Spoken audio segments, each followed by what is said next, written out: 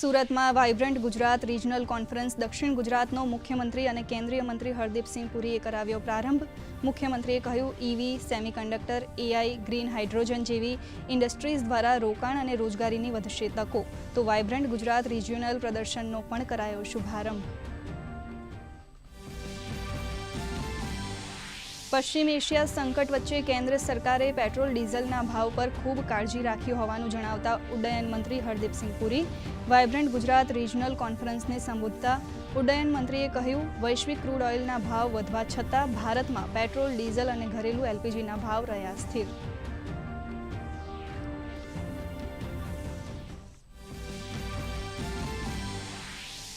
સુરતમાં 66માં ગુજરાત સ્થાપના દિવસની રાજ્યકક્ષાની ઉજવણી સાંજે પોલીસ પરેડ દ્વારા ઉજવણીનો કરાશે પ્રારંભ।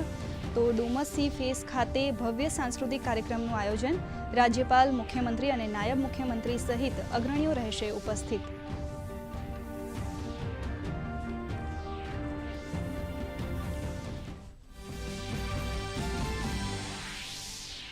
આજે ગુજરાતનો સ્થાપના દિવસ। પ્રધાનમંત્રી નરેન્દ્ર મોદી મુખ્યમંત્રી ભૂપેન્દ્ર પટેલને પાઠવ્યો શુભેચ્છા સંદેશ।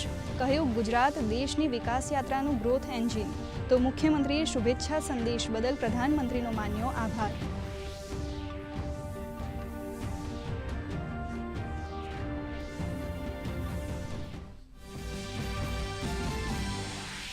પ્રધાનમંત્રી અને ગૃહમંત્રીએ મહારાષ્ટ્ર દિવસ તથા બુદ્ધ પૂર્ણિમા નિમિત્તે નાગરિકોને પાઠવી શુભેચ્છા।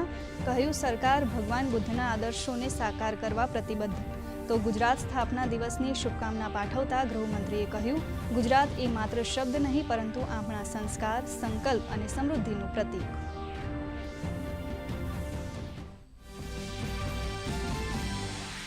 અમદાવાદ મહાનગરપાલિકાની નવી પહેલ, ગૌશાળામાં રખાતા પશુઓના છાણમાંથી શરૂ કર્યું બાયોગેસનું ઉત્પાદન। વેસ્ટ ટુ એનર્જીના સિદ્ધાંત પર આધારિત પ્રોજેક્ટથી રખડતા પશુઓના વ્યવસ્થાપનમાં મદદની સાથે ઉર્જા બચત પેટે દર મહિને ₹8 લાખથી વધુનો આર્થિક લાભ।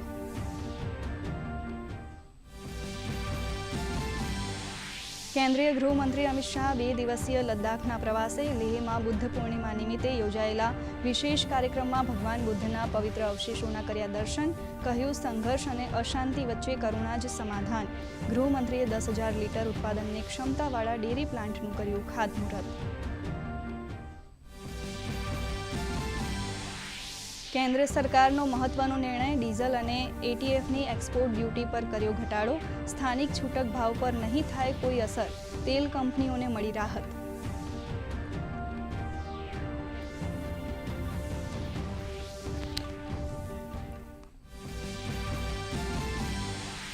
રાજ્યમાં ગરમીથી મળશે આંશિક રાહત। 48 કલાક બાદ તાપમાન 2 થી 3 ડિગ્રી ઘટાડાની આગાહી।